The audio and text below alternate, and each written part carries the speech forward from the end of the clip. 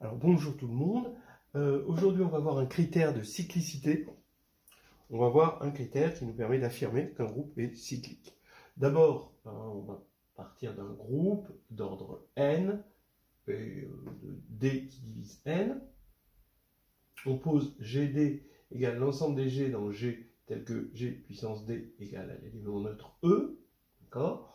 Alors d'abord, une petite constatation, c'est un petit peu de l'analyse synthèse. Si G est cyclique, alors GD est d'ordre, parce que c'est un groupe. Bon, il est cardinal D, hein, d'accord, mais on peut montrer que c'est un groupe, hein, on verra en même temps. Mais voilà le critère. Si le cardinal de GD est inférieur à D pour tout D qui divise N, alors G est cyclique. Voilà. Donc, qu'est-ce qu'il nous faut comme prérequis? D'abord, la fonction indicatrice de l'aire, hein, qui va venir, c'est le nombre d'éléments de 1 à n qui sont premiers avec n. Voilà, il faut bien connaître ça. Ensuite, il faut savoir que, bon, c'est une définition, dans z sur nz, si on prend un a entier, l'ordre de a bar, là-dedans, c'est n sur le PGCD de a et n. Ça, c'est quelque chose de bien connu qu'on va redémontrer. Hein. Dans z sur nz, donc, bon, ça va être le corollaire, a bar engendre z sur nz, si et seulement si, évidemment, il est d'ordre n, hein, c'est-à-dire, donc, si et seulement si, a est premier avec n. Voilà. Alors maintenant, démontrons ça, parce que, bon, ça, c'est un corollaire immédiat de ça. Donc on va regarder l'ordre de A bar. Regardons tous les éléments qui annulent A bar. K A bar est égal à 0 bar dans Z sur NZ. Donc si et seulement si, KA est égal à K'N, avec, alors K, K', tout ça c'est des entiers. Hein. Si et seulement si, alors maintenant je divise des deux côtés par le PGCD de A et N. Pourquoi je le fais? Pour pouvoir appliquer maintenant le lemme de Gauss. Donc maintenant, je dis que n divisé par le PGCD de A et n, qui est un entier évidemment, va diviser le membre de gauche, mais va être premier avec le deuxième facteur, ici, puisqu'on a divisé par le PGCD, il n'y a plus rien en commun entre les deux, et donc, ça veut dire, par le lemme de Gauss, que n divisé par PGCD de A et n divise K. Voilà. C'est le lemme de Gauss. Vous voyez, entre parenthèses, hein, les techniques quand on travaille dans Z sur NZ, savoir quand il faut rester dans Z sur NZ, quand il faut remonter dans Z, d'accord, et quand il faut redescendre de Z à Z sur NZ. Ça, c'est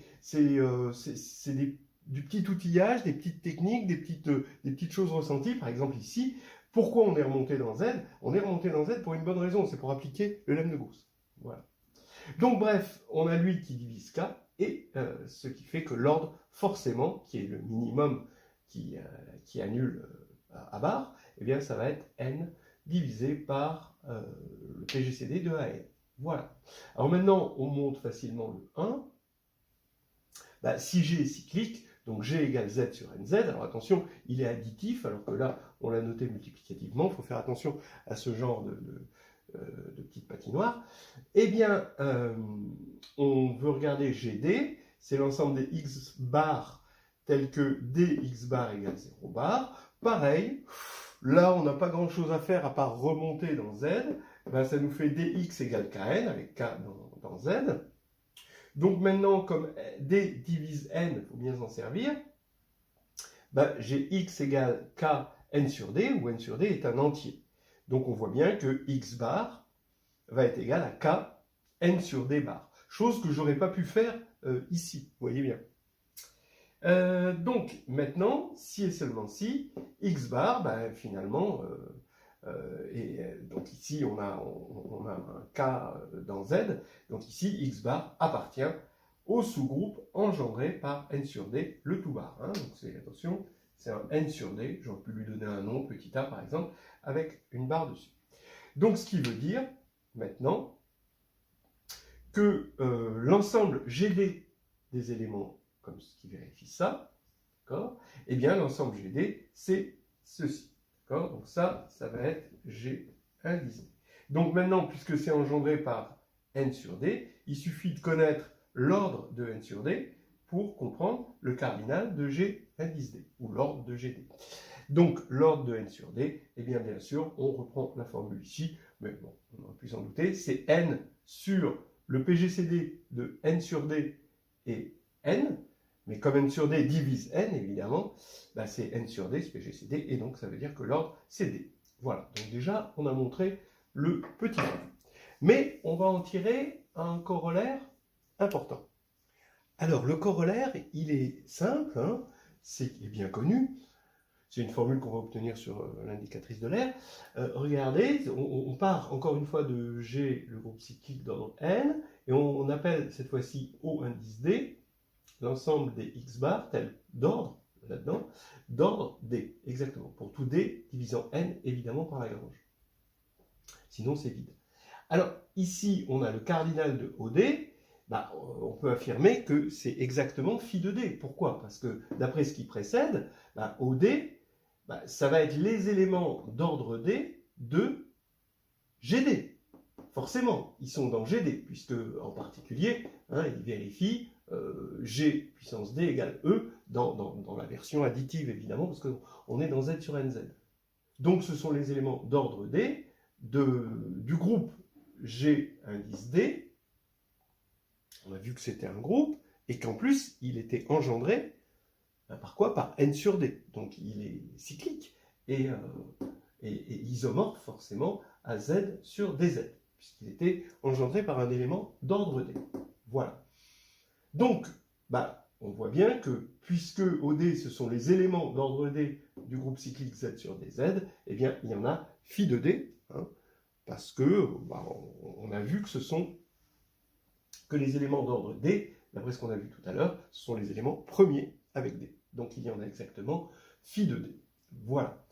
Alors, maintenant, il n'y a plus qu'à écrire que G est réunion disjointe. C'est pour ça qu'on prend les éléments d'ordre D, hein, parce qu'on n'aurait pas pu le faire avec GD, on n'aurait pas eu des réunions disjointes. On regarde les réunions disjointes des éléments d'ordre D pour D divise N. D'après Lagrange, bon, alors il est évident que la réunion est disjointe, et d'après Lagrange, il est évident que cette réunion fait G. Hein. L'ordre d'un élément divise l'ordre du groupe. Donc maintenant, il n'y a plus qu'à prendre le cardinal. Le cardinal de G, c'est N. Et là, on a une somme, parce qu'on a une réunion disjointe, indice D divise N de phi de D. Voilà. Donc ça, c'est une formule importante. Il faut bien voir d'où elle provient. Elle provient d'une espèce de réciproque de Lagrange, dans le cas cyclique, qui nous dit que si, bon, alors Lagrange nous dit que l'ordre d'un sous-groupe divise l'ordre du groupe, mais dans le cas cyclique, tout diviseur de l'ordre du groupe possède un sous-groupe, et en plus un sous-groupe unique, et cyclique d'ordre D. Voilà, d'ordre ce diviseur. Voilà, exactement. Donc ici, hein, ça provient de là.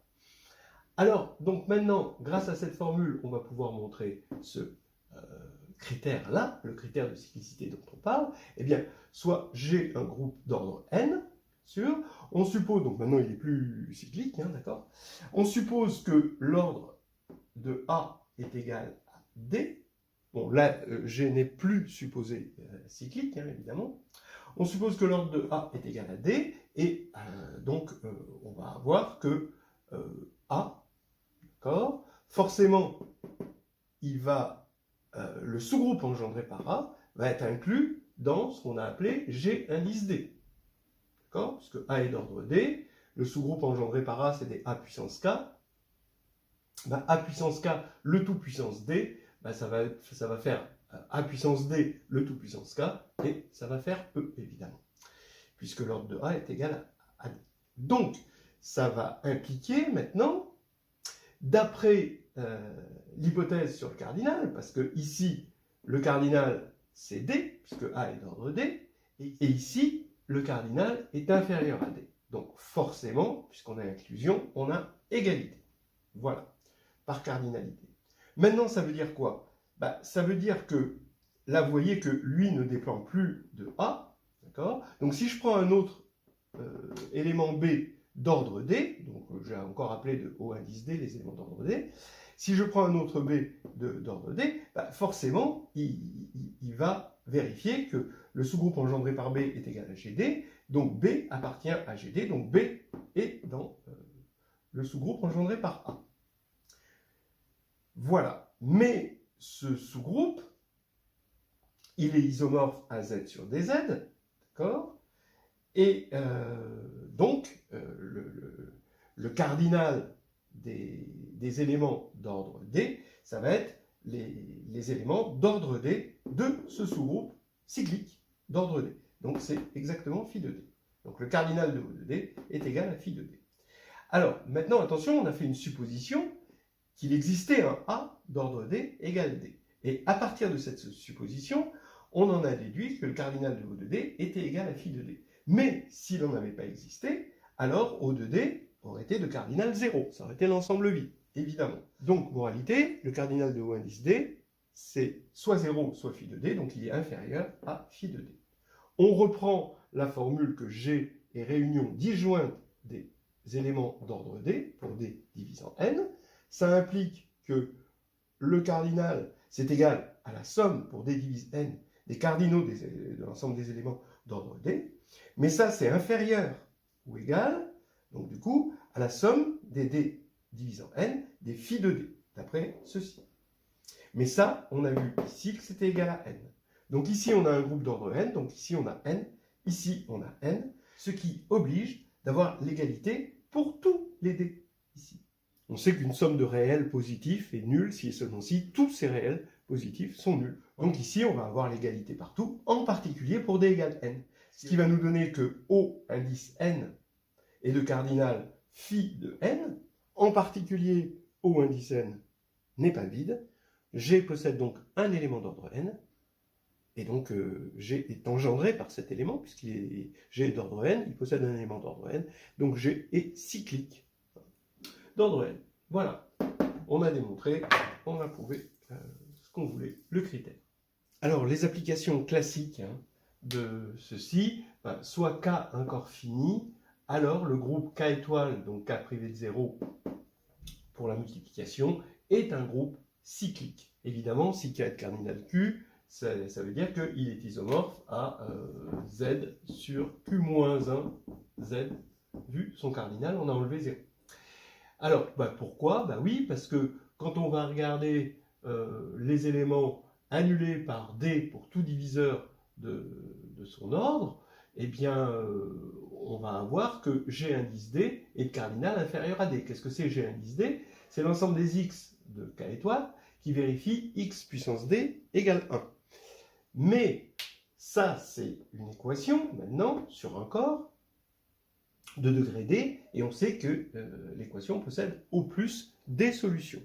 Pour le montrer, on fait en sorte que à chaque solution, on divise le polynôme obtenu par x moins alpha, où alpha est la solution, et ça fait descendre le degré. Et le degré ne peut pas descendre indéfiniment, il peut descendre que de D. Voilà. On peut aller un peu plus loin, soit K un corps, tout sous-groupe fini de K étoile. Donc là maintenant le corps n'est plus supposé fini, mais tout sous-groupe fini de K étoile est cyclique. Alors par exemple, on peut le voir pour K égale C. Eh bien, ça nous fait G égale UN. Ça va être, en fait, les groupes cycliques, ça va être engendré donc par des éléments d'ordre N, puisque c'est fini, donc c'est d'ordre N. Donc c'est engendré du coup par un élément, puisque c'est cyclique, d'ordre N, donc une racine énième de l'unité, et on voit que tout sous-groupe fini de K étoile, que j'appelle G, c'est l'ensemble des racines énièmes de l'unité. On peut le faire pour R, mais c'est peut-être moins intéressant parce qu'on n'aura que U1 et U2. On peut aller plus loin parce que le fait que x puissance D égale 1, moins 1 égale 0, possède au plus des solutions, ça marche encore sur un anneau intègre. Ça n'a pas besoin d'être absolument un corps. Ça ne marche plus sur un anneau quelconque, mais sur un anneau intègre, oui. Pourquoi? Parce que de toute façon, la division qu'on fait par x moins alpha, on peut la faire, comme x moins alpha c'est unitaire, on peut la faire sur n'importe quel anneau. Ça marche très très bien. Mais à la fin, on va avoir notre polynôme qui va être factorisé en produit de x moins alpha égale 0, notre polynôme xd moins 1, et il va falloir dire que le produit est nul si et seulement si chaque facteur est nul. Et ça nous demande l'intégrité, pour pouvoir dire que les racines ne sont que les alphas obtenus dans cette factorisation. Alors, donc maintenant, si A est un anneau intègre, tout sous-groupe finit, toujours pareil, comme ici, de A étoile multiplie. Alors attention, A étoile, ce sont les inversibles de A, hein, c'est pas les non nuls de A, c'est les inversibles de A, afin que ça soit bien un groupe. Donc on va avoir un groupe fini qui va vérifier ça, et donc ça va être cyclique. Alors attention, ne l'appliquez pas à... Sinon vous auriez des surprises, d'accord? Ça, on sait que pour P différent de 2, c'est cyclique. Pour P est premier. Pour P égale 2, ce n'est pas cyclique. Mais c'est parce qu'on n'a pas un anneau intègre. Voilà, on ne part pas de Z sur P égale Z, c'est pas intègre. Donc ça, c'est une preuve qui va être complètement à part et qu'on peut trouver dans le P1, qui est très bien faite dans le P1. Voilà, c'est terminé.